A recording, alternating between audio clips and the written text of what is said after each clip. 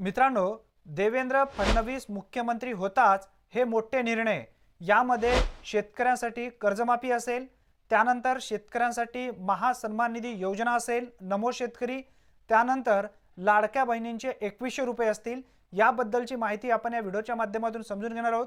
त्यासाठी नक्की हा व्हिडिओ शेवटपर्यंत पहा। तत्पूर्वी चॅनलवरती पहिल्यांदाच आला असाल तर चॅनलला सबस्क्राइब करून बेल नोटिफिकेशनला क्लिक करा। चला तर मग व्हिडिओ सुरू करूया।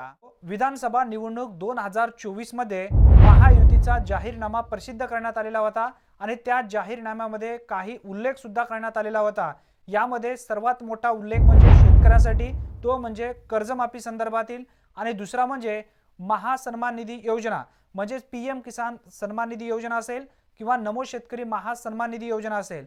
आता नमो शेतकरी महासन्मान निधी योजनेअंतर्गत वार्षिक या ठिकाणी किती रुपये दिले जाणार आहेत? 9000 रुपये दिले जाणार आहेत असा उल्लेख करण्यात आलेला आहे। म्हणजे पीएम किसान सन्मान निधी योजनेअंतर्गत 15000 रुपये प्रति वर्षासाठी लाभार्थ्यांना दिले जाणार आहेत असा सुद्धा सांगण्यात आलेला होता। आणि त्यानंतर सर्वात मोठा म्हणजे लाडकी बहीण योजनेमुळेच महायुती सरकारचा प्रचंड विजय झालेला आहे आणि तो म्हणजे लाडकी बहीण योजनेसाठी 1500 रुपये न देता 2100 रुपये प्रति महिना देण्याचा निर्णय। आता महायुतीचा प्रचंड विजय झालाय, शपथविधी सुद्धा झालेली आहे आणि राज्याचे नवनिर्वाचित मुख्यमंत्री देवेंद्र फडणवीस हे सुद्धा झालेले आहेत। आता यांच्या माध्यमातून कर्जमाफी संदर्भातील असेल किंवा पीएम किसान सन्मान निधी योजना या अंतर्गत याच धर्तीवरती नमो शेतकरी महासन्मान निधी योजना ही राज्य सरकारच्या माध्यमातून राबवली गेली। यामध्ये शेतकऱ्यांना सुद्धा मदत दिली गेली। आता या सन्मान निधी योजनेचा जो हप्ता आहे, पूर्वी 2000 रुपयांचा हप्ता होता, आता यामध्ये 3000 रुपयांचा हप्ता केला जाणार आहे। आणि त्याचबरोबर मुख्यमंत्री माझी लाडकी बहीण योजनेअंतर्गत 1500 रुपये ऐवजी 2100 रुपये सुद्धा दिले जाणार आहेत।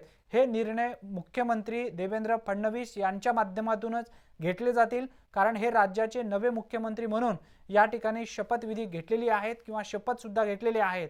आता ज्या काही योजना महायुती सरकारच्या माध्यमातून त्यांच्या महायुतीच्या जाहीरनाम्यामध्ये नमूद करण्यात आलेले आहेत, या सर्व योजनेची अंमलबजावणी प्रत्यक्षात देवेंद्र फडणवीस यांच्या माध्यमातूनच या ठिकाणी केली जाईल। आणि महायुती सरकारच्या माध्यमातून राज्याचे उपमुख्यमंत्री एकनाथजी शिंदे साहेब असेल, उपमुख्यमंत्री अजितदादा पवार असेल आणि मुख्यमंत्री देवेंद्र फडणवीस असेल, यांच्या अंतर्गतच हे सर्व निर्णय प्रत्यक्षात लाभार्थ्यांना लवकरात लवकर घेतले जातील असा सुद्धा उल्लेख या ठिकाणी करण्यात आलेला आहे। मित्रांनो, आता हे निर्णय प्रत्यक्षात कधीपासून अंमलात येईल याबद्दलची माहिती आतापर्यंत राज्याचे नवे मुख्यमंत्री शपथ घेतलेले आहेत, परंतु त्यांच्या माध्यमातून अजून खुलासा करण्यात आलेला नाही। शक्यतो अर्थसंकल्प 2025 म्हणजे एप्रिलमध्ये सादर केला जाणार आहे। या अर्थसंकल्पामध्येच विधिमंडळाकडून पुरवणी मागणीमध्ये जी काही निधी असेल, कर्जमाफीसाठी असेल, त्यानंतर लाडकी बहीण योजनेसाठी असेल किंवा पीएम किसान सन्मान निधी योजनेसाठी जी वाढीव या ठिकाणी निधी दिली जाणार आहे, म्हणजेच पीएम किसान सन्मान निधी योजनेअंतर्गत नमो शेतकरी महासन्मान निधी योजनेचा जो प्रति हप्ता आहे तो 3000 रुपयाचा केला जाऊ शकतो। कधीपासून? एप्रिल महिन्यापासून हे लागू केले जाऊ शकतात याची दाट शक्यता या ठिकाणी आहे। तत्पूर्वी ज्या पद्धतीने तुम्हाला या योजनेचा लाभ मिळत आहे त्याच पद्धतीने तुम्हाला सध्या तरी मिळू शकतात।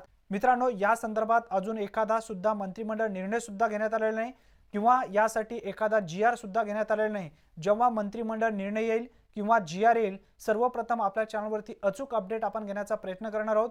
अतिशय महत्त्वपूर्ण ही माहिती आहे, जास्तीत जास्त तुमच्या मित्रांपर्यंत नक्की हा व्हिडिओ शेअर करा। तत्पूर्वी चॅनलवरती पहिल्यांदाच तुम्ही आला असाल, चॅनलला आत्तापर्यंत जर तुम्ही सबस्क्राइब केला नसेल तर सबस्क्राइब करून बेल नोटिफिकेशनला ऑल करून ठेवा, म्हणजे सर्वप्रथम प्रत्येक व्हिडिओचे अपडेट तुम्हाला मिळत जातील।